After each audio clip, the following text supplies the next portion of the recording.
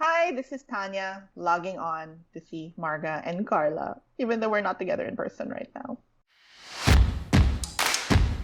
Hi, this is Karla. This is my last day in Manila, and I'm here talking with Tanya and Marga about what we did in the past year. I just can't believe it's been a year since the pandemic. We were all here together and now Carla's leaving. Right, we did that 1 year ago. Yes. So this is now the longest lockdown in the world and apparently the most militarized. Yes. Where do we go from here? Feels like a year, but 10 years ago. 10 years. We've aged that much in a year. And yet, Yeah. it's like we haven't Languishing. moved at all. Exactly. The three of us this year will have things coming out that we would have worked on Yeah. most Yes. of our lives. Yeah. You're right. Your book, your restaurant, and my show. Receo's 4, my niece, and she just had her moving up day. Maybe Oh. this is our moving up day. Yeah. Yeah. That's it.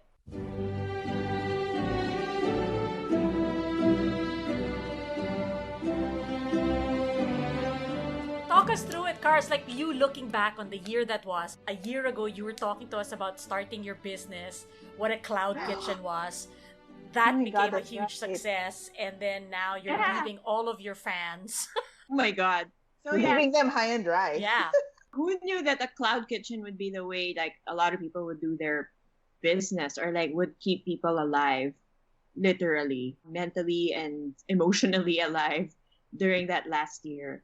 It was more than I thought. More than I thought it would be. To explain, like Cloud Kitchen is basically you're running a business from your home using your kitchen at home. There is no physical space like Yeah. a restaurant. And you were No. basically working in your apartment.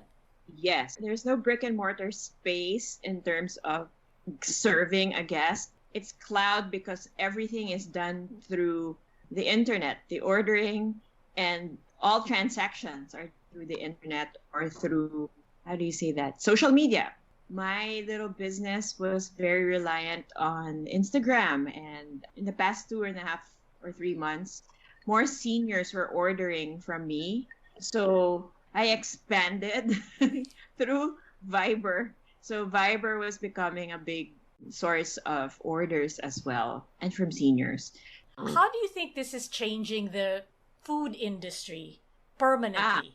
Considering you're going back to open a brick and mortar place in the UK. Yeah. Someone just asked me that question the other day, and I answered it in the sense like, I think this is now how things will be done in the future. Especially here in the Philippines, I'll quantify that. A lot of people are kind of foregoing the brick and mortar thing because they can't afford the monthly rent. They're going back to their own homes. You're eliminating that added rent expense, which in restaurant businesses is like 50% of the costs. Wow. Like here in the Philippines, it's 50% rent cost and then maybe 30% food cost and then 20% profit. It's nothing. I don't know how some of my friends here are keeping themselves viable when they still have their mga brick and mortar. A 30-seat restaurant at 10% capacity is 3 people. It's just really going to change the whole thing. I think permanently. No front of the house, no buying furniture to have a table, no buying glasses, plates, all that, or getting like a POS system, which is so expensive, or getting an air conditioner, or hiring other people to wait on the guests or to cook the food. It's you cooking the food, you taking the order, and you wrapping it up, which was basically what I did the past year. What are the expectations of how that's going to change in London? Because you're opening a restaurant that's going to be, it's hotly anticipated there. Pizzeria Mozza. Pizzeria Mozza. Pizzeria Mozza. In London, obviously, a very different level of lockdown than the Philippines. What are Yeah. you expecting?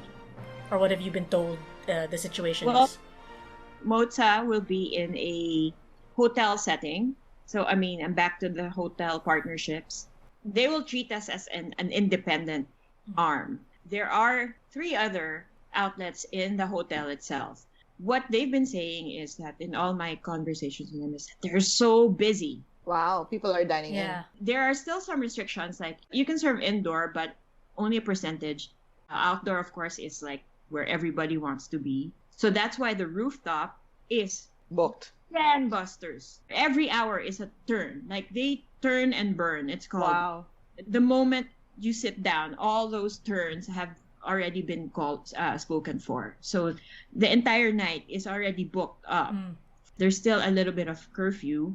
They're turning the tables 4 times, which apparently has never happened to that restaurant. That's also why my bosses are pushing for us to get open so fast. All these people who have been cooped up for the year want to get out and need to get out. They want to capitalize on that. The cloud kitchen, like my biggest problem is how do I create more space for this so that I can do more things. Whereas here, it's back to the daily operations of a restaurant and the drama that comes with it. And also lots of people at once. Like in a year where we've mostly been isolated. Yes. Now you have to like work with people again. Yeah. I was telling my mom today, I said, I don't know if I'm going to be able to do anything without my mask, even if I'm fully vaccinated.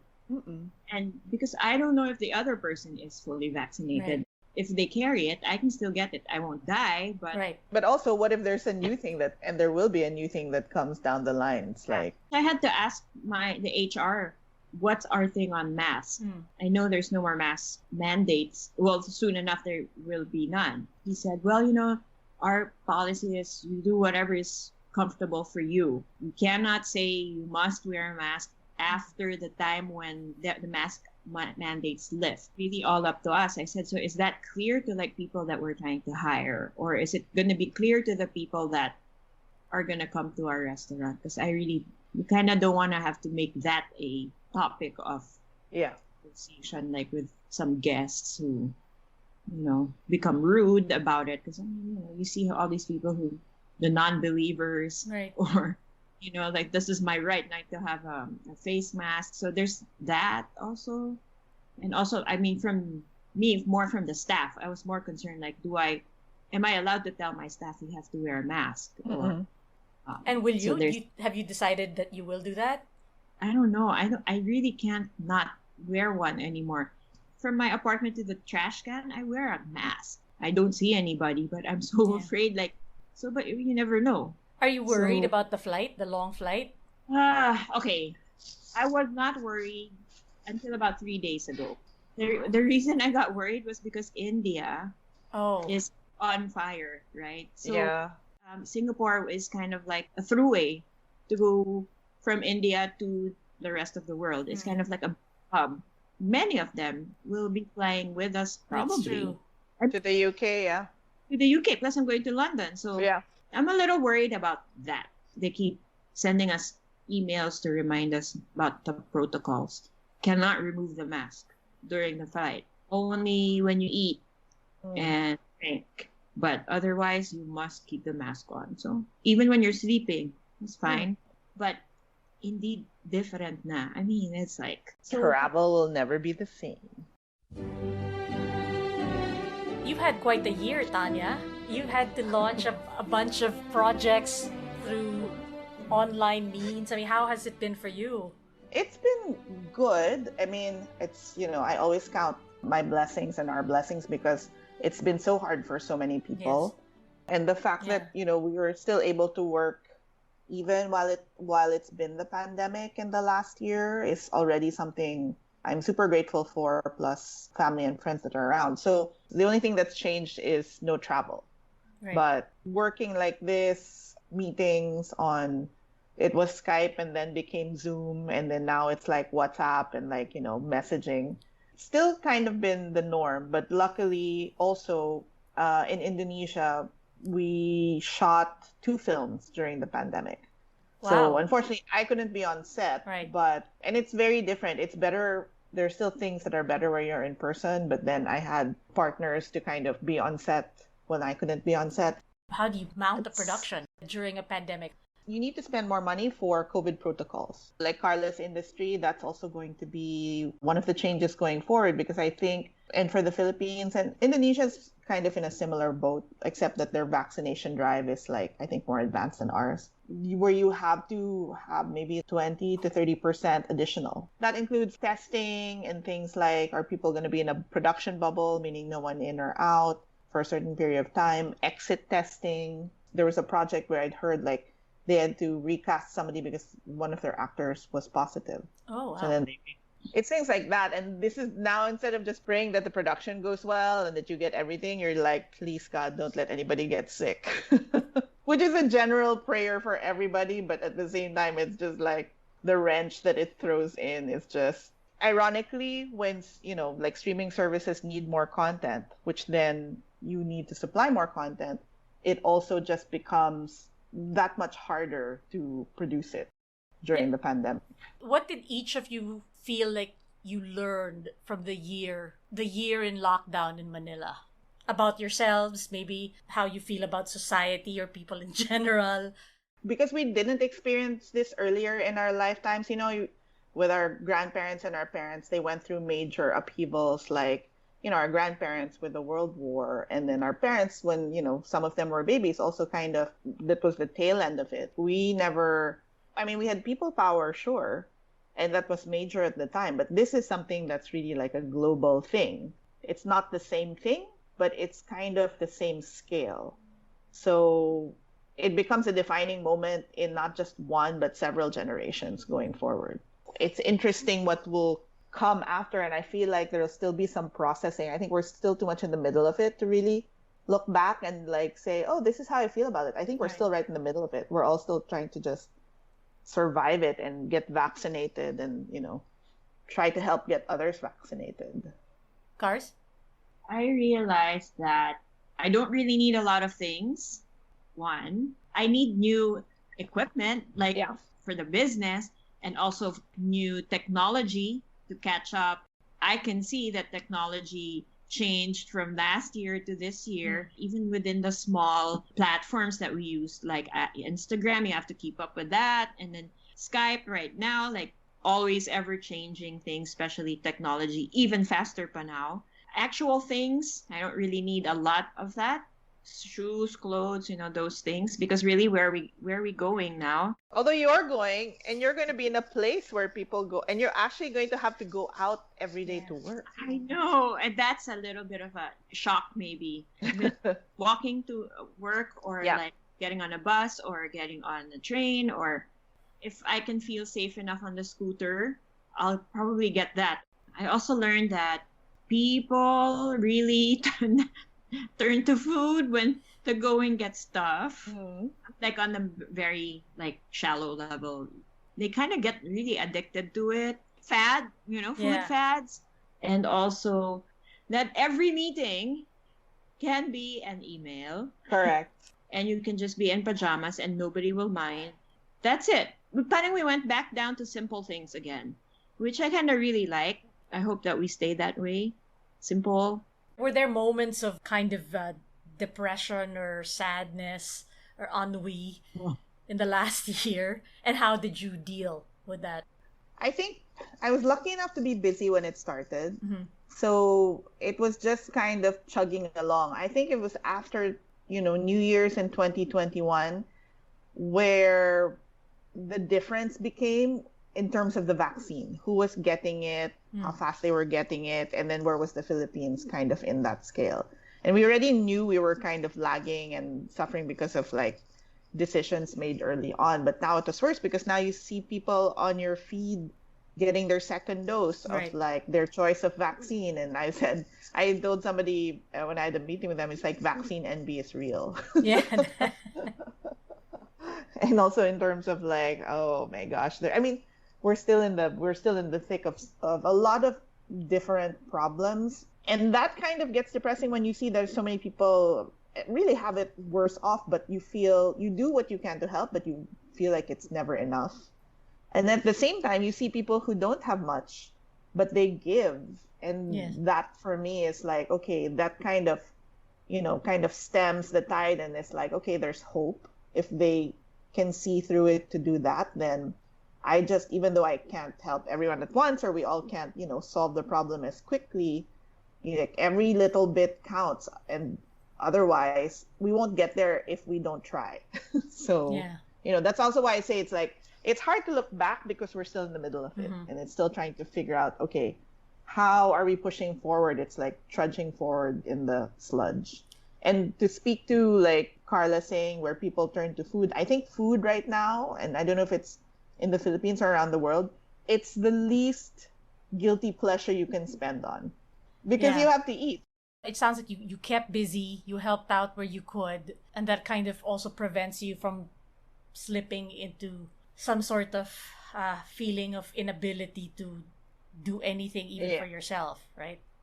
Yeah, there are pockets of that, of course. Like, no one's immune to that, especially with the situation. But, I in the beginning, to speak to Karla, even though while other people are having it tough, there was something freeing about not having to do the logistics of going out. Right.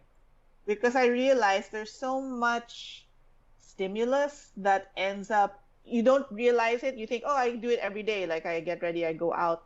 But there's so much uncertainty anyway when you go out that I don't know if your brain thinks the same way, but you're, sometimes maybe it's the producer thing where you're calculating like, okay, what are all the variables to get to what you need to do in that day? And that's just by going out to do like a full day. It's traffic, it's meeting people, it's whatnot, and all the incidentals along the way. And, cutting that out, cut out a lot of like, I'd say a good 60% of other things you had to think about that seem like, now it's like, okay, that's extraneous to be like having to figure out like those variables. So like the key is kind of being a bit calm in that chaos, I think. Cars, what were you saying? When I first started this thing, I decided I will find the joy in everything because of the dire situation that I didn't know then we were going to be in for so long. When we first started the lockdown thing, like when I first decided to start this project, it's just to like refine my skill because I had all this time and bread takes time. So I said, okay, well, great. The one way for me to practice is because I'm here, I'm stuck at home, I'll do the bread. But I didn't think that we would be doing this a year later. And it feels worse now. That first year, because I was so busy with the focaccia and the sourdough, I kind of didn't feel the fear or like the uncertainty or the anxiety coupled with the spread of the disease. Recently, yes, the anxiety has been real, but I was lucky for myself that I said in the first year, I won't panic. Yeah.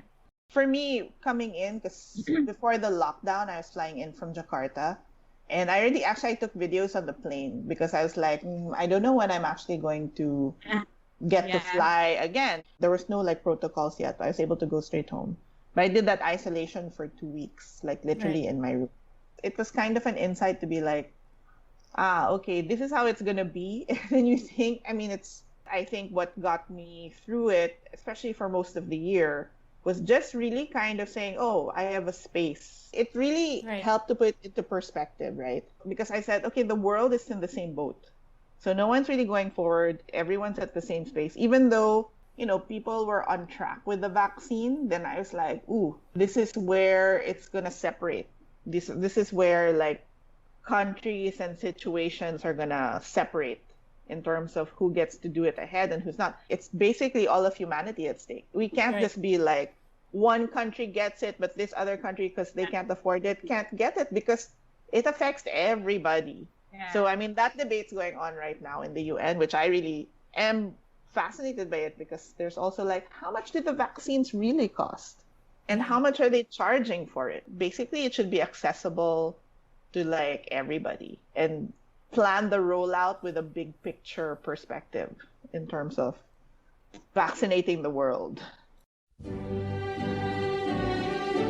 We did ask you, Marga, because it's me and Karla talking. Actually, you should say something about your lockdown experience and, aside from your book, which is coming out and when you have to celebrate when it comes out. Yeah. I finished it almost a year, 2 years ago. And then this last year gave me time to just re-edit it. So hopefully it'll come out end of December, according to the publisher. Now that it's kind of real, it's frightening because you're like, oh my gosh, people are going to read this.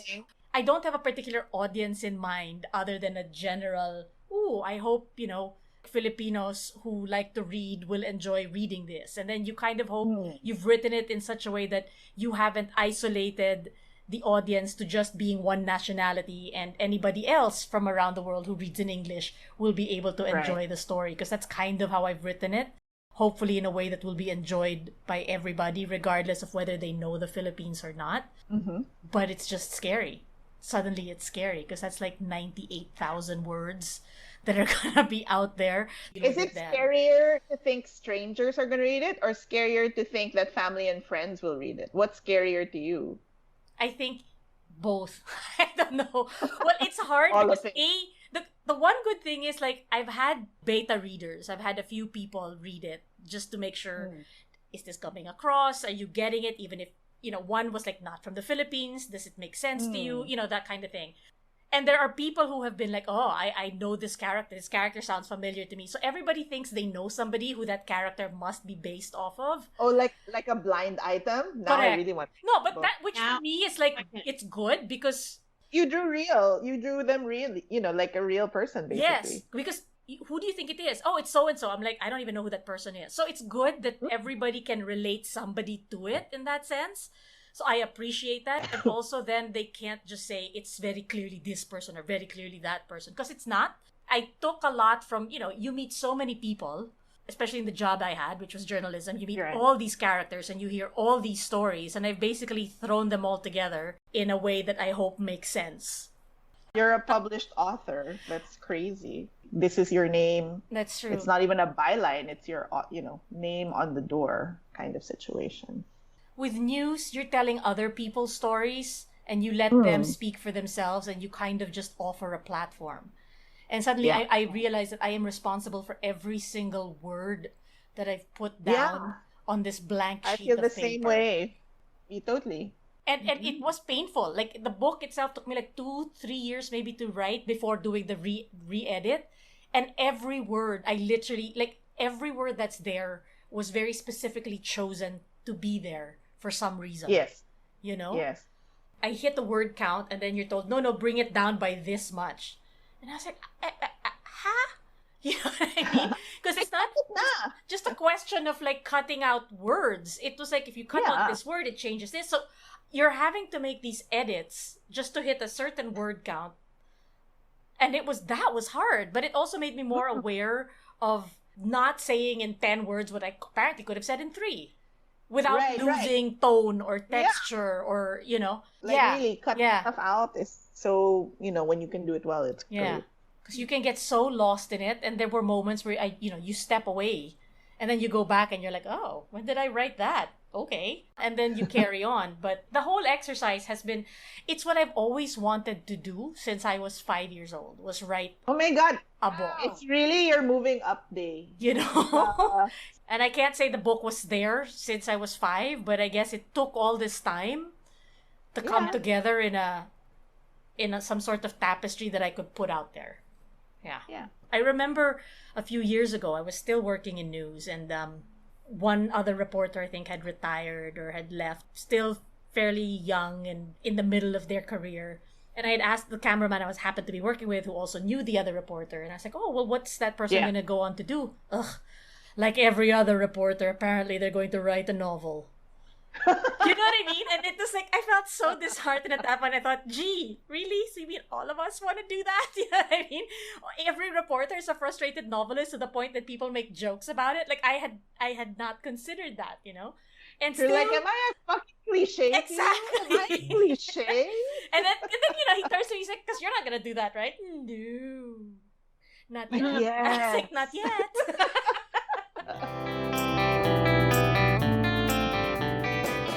What is it personally that you're looking forward to for each of you? We're not sure exactly how this year is going to play out, although we are already in May. So it's pretty much half the year that's been the same as last year. Yeah. I was thinking about that earlier, actually. I will think about it without COVID. 10 years ago, when I first moved to Singapore, I was so busy trying to get the restaurant super successful because we all decided failure is not an option.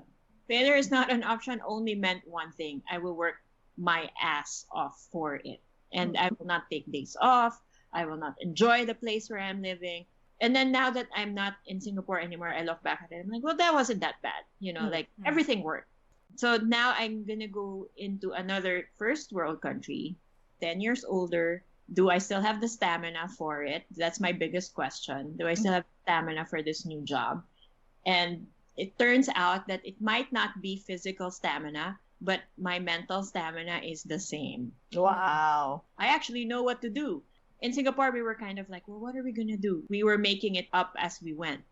So now that worked, and I know that Singapore was like really good and acclaimed, and everybody's missing that restaurant, and everybody's saying it's like not the same without it. So now I know, I'm like, well, I can do it again in another place. So now my thing is, I'll enjoy it na. And especially in London, many people say it's the greatest city in the world. People love it. And so now I'm like, well, I'm going to enjoy that. Because it will lead to more things. I'm also not young anymore. So like maybe permanence there, not anymore nomad. I kind of don't want to feel like that anymore. I feel like even for the three of us, like, at this stage in life, normally like a friend moving away when we were younger, it felt like forever. Like you'll never see them forever. The three of us have had a friendship through different countries. That's true. I mean, aside from this, we'll just see each other in different places. And with that, we say goodbye to Chef Karla from Manila as she begins a new life in my old hometown of London. We wish you well, Kars. Keep your eyes peeled for announcements on Tanya's latest project, soon to be on your favorite streaming service. And I'll keep you posted on my upcoming book release. I'm Marga Ortigas, thanking you for joining us on this special podcast episode of About That. We hope wherever you are, you're doing well and staying healthy.